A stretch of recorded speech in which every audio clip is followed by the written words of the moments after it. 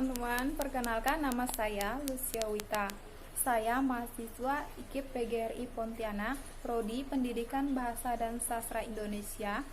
Pada video kali ini, saya akan mereview sebuah karya sastra dongeng anak yang berjudul Si Kancil dan Si Siput, dengan unsur pembangunnya yaitu adalah unsur intrinsik. Nah, apa-apa saja unsur intrinsik yang terdapat di dalam dongeng Si Siput dan Si Kancil ini? Nah, saya akan bahas satu persatu. Yang pertama yaitu adalah tema. Tema atau inti cerita dari Si Kancil dan Siput ini adalah sikap sombong. Nah, dari sikap sombong Si Kancil muncullah rasa tidak terima sang Si Siput yang merasa diremehkan oleh Si Kancil. Yang kedua yaitu adalah tokoh dan perwatakan.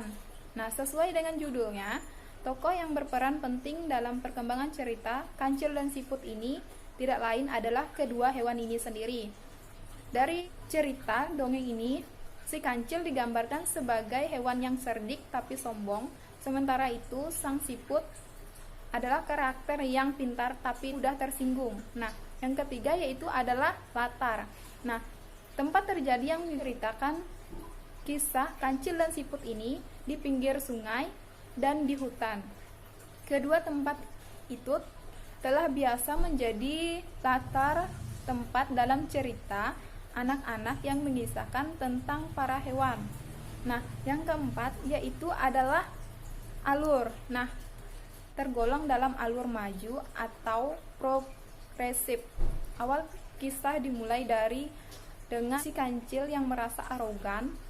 Puncak konflik yang terjadi ketika perlombaan lari di mana Si Kancil terus didahului oleh sang Si Siput. Pada akhirnya fabel ditutup dengan kemenangan Si Siput.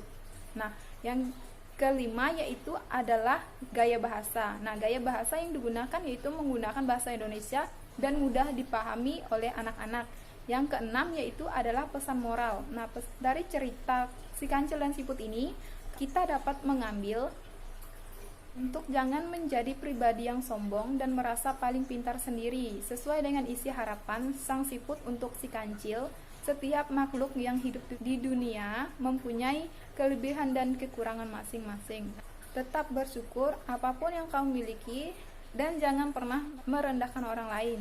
Hidup seperti roda yang berputar, kadang di atas, kadang di bawah, sehingga lebih baik kamu bersikap rendah hati dan berbagi kebaikan kepada orang lain.